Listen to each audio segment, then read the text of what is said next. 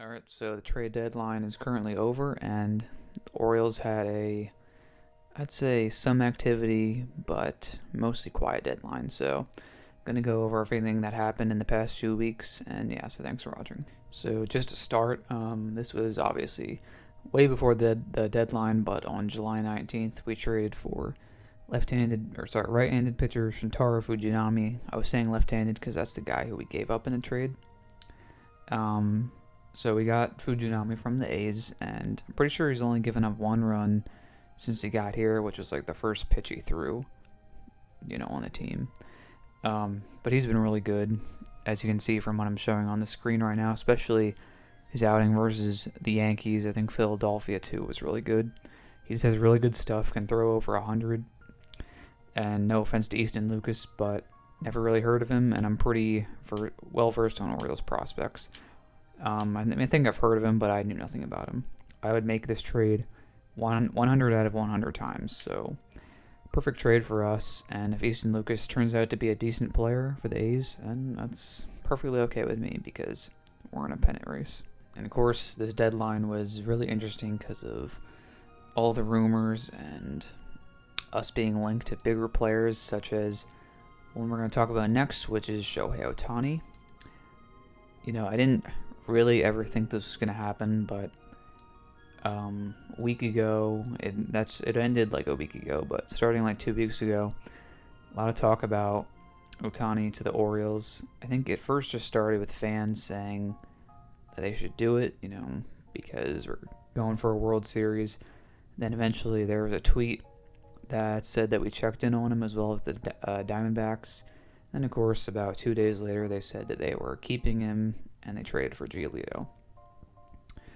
I think that my stance remains the same on this, is that no, you don't give up the farm for a rental, but if we just had to give up Connor Norby and a few other mid-tier prospects for Ohtani, for 2 months of Ohtani, honestly, I would really consider that.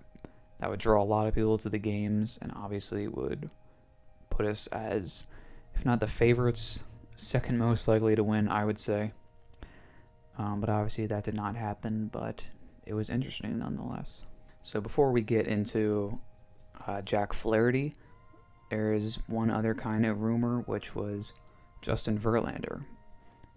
It's kind of started in Sunday Night Baseball when we saw John Angelos in the booth with Mike Elias, not press box, just some sort of box at Camden Yards. Not something you see very often. John Angelos doesn't live in Baltimore. I'm not gonna act like I know where he lives, but I just doubt he lives here because we don't see him very often. And you figured if he was here that he was probably talking to Mike Elias about financials, because the payroll's not very big, and if we're going to trade for a player like Verlander, probably going to cost some money. But we were linked to Verlander along with the Astros and Dodgers. Obviously, he has to accept it, so I wasn't super hopeful about that. But early, the morning of the trade deadline, there was some tweets said that we were pursuing him, so I probably got my hopes up a little more than I should have.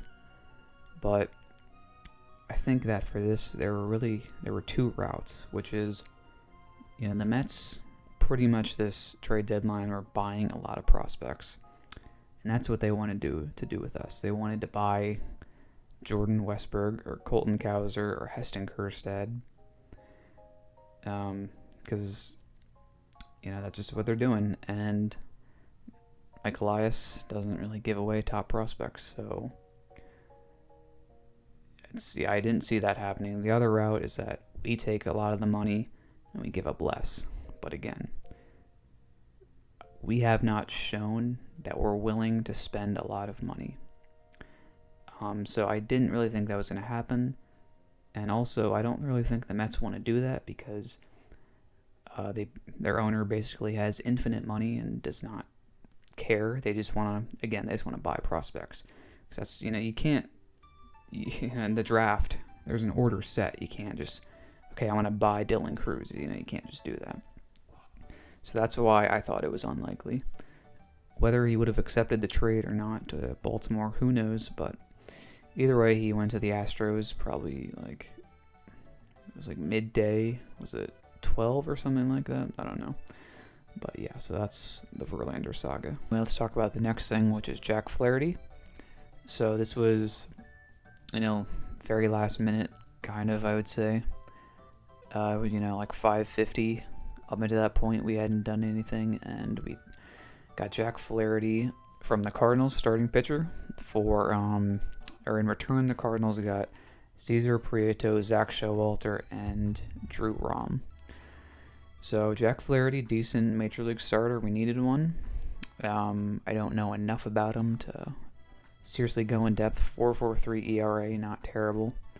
Certainly better than other options like Cole Irvin. But I think this is a win-win for both teams. We needed a starting pitcher, and the Cardinals, they got a good return. Like, if you look at my last video, I was really high on Cesar Prieto. He's hitting extremely well. I know he doesn't hit a ton of home runs. Defensively, I have no idea, but if for some reason a Cardinals fan is watching this, I think he got a fantastic player, and you should be happy at this return. I'm surprised Mike Elias traded him for a rental. I know he's like our number 15 prospect, but I thought he was pretty underrated. As for Drew Rom, I know he's major league ready. We didn't really ever give him a shot. He did come up once, but he just never pitched. Seems pretty decent. Probably will be an okay player for the Cardinals. Zach Showalter, I think he's in like the lower levels, but we'll see with him. But overall, I would say that I'm definitely okay with this trade. And then finally, the last thing to discuss is Dylan Cease. So there was a report that the White Sox were considering trading everyone except for Luis Robert Jr., which includes Dylan Cease, obviously.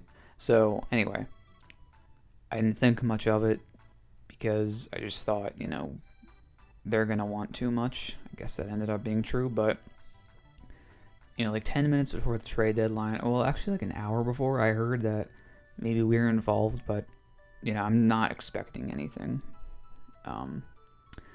And about 10 minutes before the deadline, I saw that executives thought he was going to be traded, and I saw one tweet that said Orioles most likely, and I just thought like, wow, that would be something.